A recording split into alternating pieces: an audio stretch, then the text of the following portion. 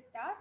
Coronary arterial diseases, which is related to more of the coronary atherosclerosis or heart diseases. It's like the primary cause of death, okay, in the patient suffering from heart diseases. So in case if any kind of arterial deposition or like lipid deposition, the blockage of the vessels will be there and there will be no sufficient blood supply in this. So in it, the first part is coronary atherosclerosis, that is abnormal accumulation of lipids or fats. The normal deposition is required, but after a long period of time, that is age grows on, and these lipids or substance will deposited in the fibrous lining of the arterial blood vessels, and that is called as coronary atherosclerosis. What are the risk factors? If there is increase in low density lipid, okay, not about the high density lipid, it may be a good cholesterol, but this is a bad cholesterol. And diabetic mellitus, hypertension, abdominal aortic aneurysms.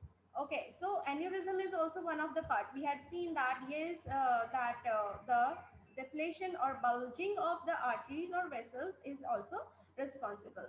Peripheral arterial diseases, sometimes low HDL, not enough of HDL is there, high density lipid, which is a good cholesterol. If it is not there, in that case, it will be suffering with the cause of atherosclerosis or coronary arterial disease. Metabolic syndrome. If kind of there is no metabolic solution with that, what is that metabolic syndrome? We'll study. So just sorry, metabolic syndrome, which is it?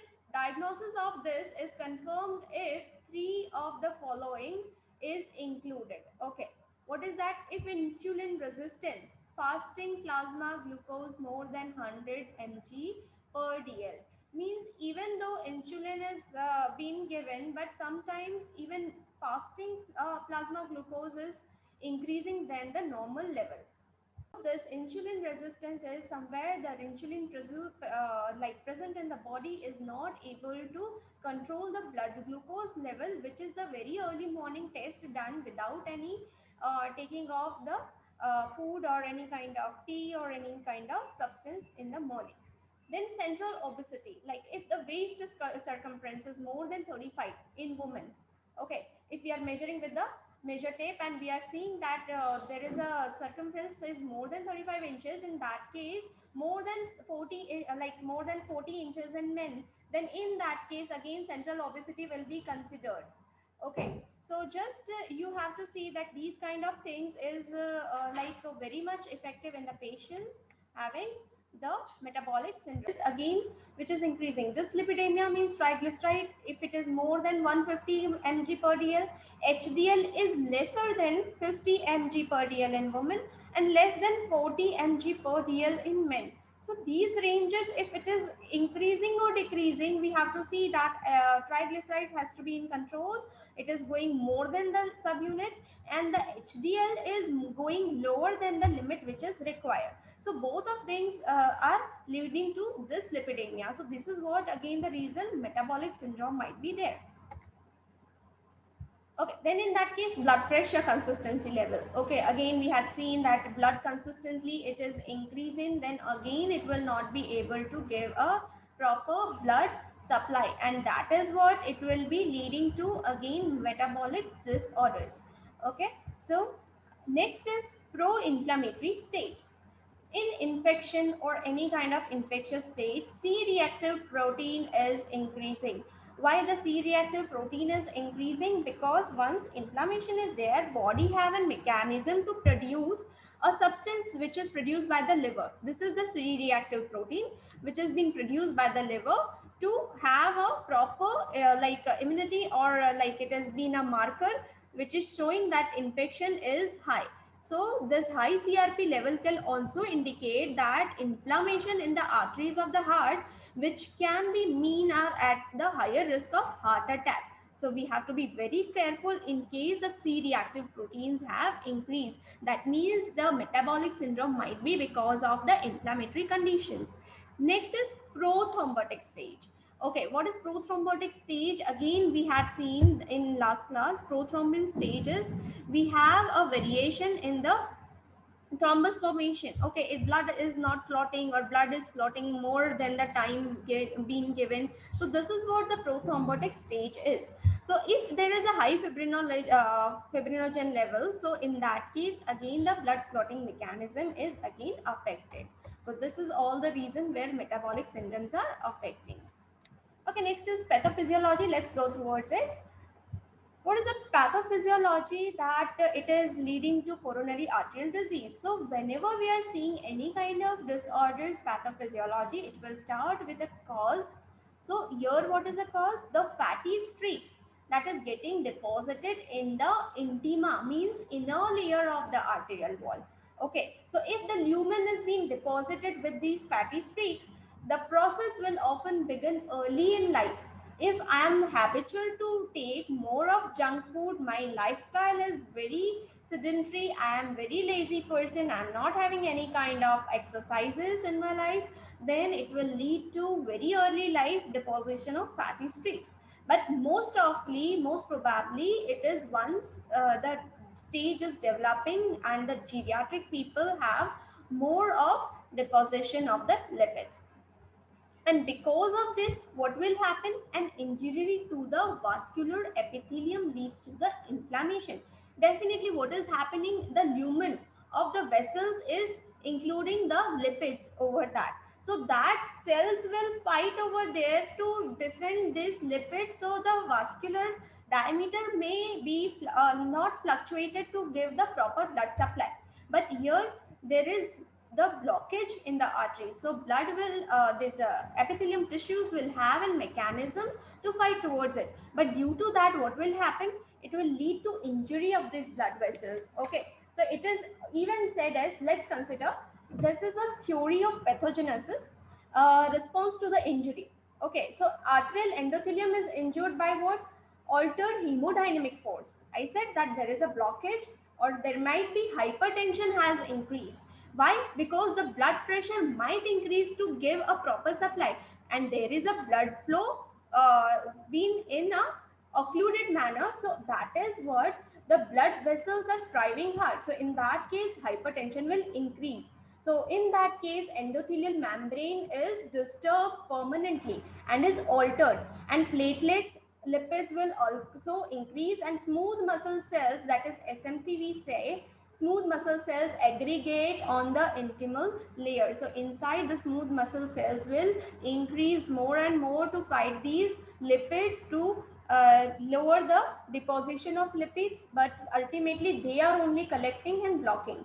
Next will be Senecenka hypothesis. What we say is, like, if atherosclerosis has occurred with the age, smooth muscle cells proliferation means smooth muscle cells are increasing. They are the normal cells, but they are increasing, resulting from the age dependency. Okay, once the age is growing or more of the smooth muscle cells will grow. Next will be what? In pathogenesis, thrombogenic. Okay, aggravation of platelets is occurred. In previous classes we had seen, once the lipid deposition has occurred, then the platelets will also aggregate in that to remove those, and that will what result from the migration of smooth muscle cells and fibroblasts from the arterial wall into the thrombus. Okay, so next is like lipid irritation. What has occurred? The vessels are holding these lipids. Okay, due to this lipids holding, what will happen? Irritation of the inner layer will occur, that will induce in the again proliferation of smooth muscle cells. And lastly, hemodynamic. What is that? Attempts to explain the plaque formations, and that will result from pressure, stress, that will act as a irritation of endothelial wall. So very simple, that due to the deposition of plaque, there will be irritation of the smooth muscles, and that is because the blood vessel is getting occluded. Inflammatory cells get attracted, macrophages is again occurring over there. Then it gets like these ingest lipids and become foam cells that transport lipids into the arterial wall, and because of this, breakage of lipids will occur and it will circulate in a microform, and macrophages also release biochemical substance which will further damage the epithelium. Okay, and this will attract the platelets and initiate the clotting. So I have already explained you what will occur. Smooth muscle cells will aggregate and that will also blow. Then plaque will be stable or unstable depending on the degree of inflammation. If the plaque ruptures, rupture means it has been broken into particular parts, microthrombi, and this will circulate into the minor arteries and occluding the arteries, resulting in ACS and MI. So it is very clear that it can lead to acute coronary syndrome and clinical manifestation. Most often we are not aware that it is asymptomatic. We do not have any kind of symptoms visible. Then next is angina. Definitely there will be a like blockage in the vessels. So that will lead to what? Ischemia of the particular cells. Oxygen supply, blood is getting cut off, and due to that pain will occur in the precordial area, that is chest region. So it is again a symptoms. Angina is not considered as a disease, it is a symptoms related to the myocardial ischemia. Next is fatigue. Next is fatigue. What is that? Tiredness or exhaustion will be there, nausea will be there, dyspnea, weakness, sudden cardiac death will occur. So all these things we have already discussed in the previous chapters. Diagnostics test we will do is, first of all, history collection. If any past history is there, serum cholesterol we have to check, lipids, that is triglycerides or LDL we will check, C-reactive protein we will check if any inflammation is there, and the liver are producing C-reactive proteins for the defense of the inflammation, and that is reason we can find high level of C-reactive protein in ischemic condition. Then if we are doing percutaneous coronary intervention, like in previous classes we had studied that angiography, we are inserting the graphical substance and isotope substance, radioactive isotopes, and these substances will circulate in the blood vessels and it will show the area where it is being blocked. How can we prevent this? Controlling the cholesterol. Whenever we are trying to get the prevention of certain disease, we will have to control over the factors which are triggering the disease. So which are the cholesterol, like it is affecting LDL cholesterol, which should be less than 100 mg, but where it was being increased above 150 mg per dl. So we have to reduce and we have to bring lesser than 200 mg per dl, or it can be if less than 270 mg dl, then it can be a high risk patient. If total cholesterol is less than 200 mg per dl, HDL is greater than 60 mg per dl, so it should be having a high range. HDL is required in high amount and LDL has to be reduced. Triglyceride should be less than 150 mg. Then dietary measures. What will you promote? Eating the vegetables, fish, restricting the red meat, all the things which is increasing in the LDL has to be controlled. So that will lower what? Coronary atherosclerosis, and maximum try to take the fibrous diet daily. Physical activities has to be increased, that is lower physical activity, not like exhaustional activities has to be triggered, that like doing treadmill test, increasing in the speed, high gym or muscular activities you are doing, that is training over your heart muscles, you have to avoid those activities. And then you have to warm up before you are going for any kind of activities. So slow warm up and then 5 minutes of cool down period is recommended before any kind of exercises. That's why whenever we go to any kind of gym, they used to tell us that you have to warm up yourself and then after jump to the highly exhaustive activities. Then encourage the patient to get involved in the activities that interest them and maintain the motivation. So if he is loving to go on cycling, allow him, but it should be not beyond certain kilometers. Medications. We have studied in the myocardial infarction that lipid lowering medication is required, like statin. Atorvastatin is one of the example. So this will reduce the lipids in the blood vessels.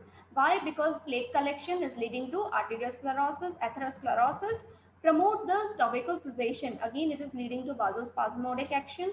Medications like these nicotine patch or antidepressant or bupropion may assist with the stopping of use of tobacco. So we know that there are various supplements in even television. We see that there are lots of advertisement to stop the nicotinic substance to be taken.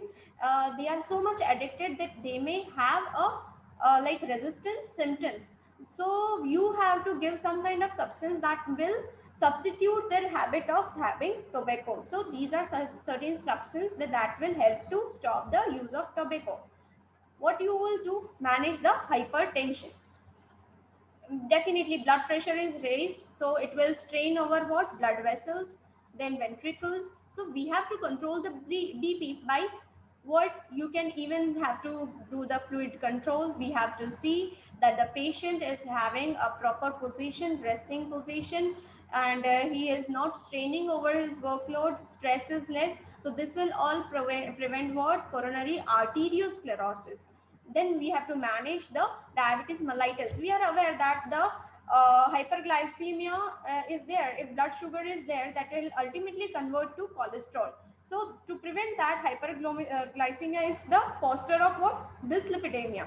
That will increase the platelets counts. So once lipid is there, platelet count will aggregate. That will alter what? Red blood cells function and lead to thrombus formation. And treatment with the insulin or metformin is the drug which we give orally in case of diabetes. So it will lower the plasma glucose level and can lead to improved outcomes. So this is what regarding the CAD.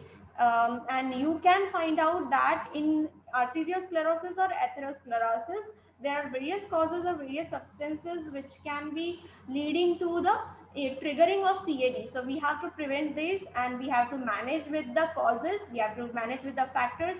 It can be the primary, and in secondary we can give the medications, and lastly if it is not happening we have to go for the angioplasty or any kind of surgical intervention. This is what about the CAD.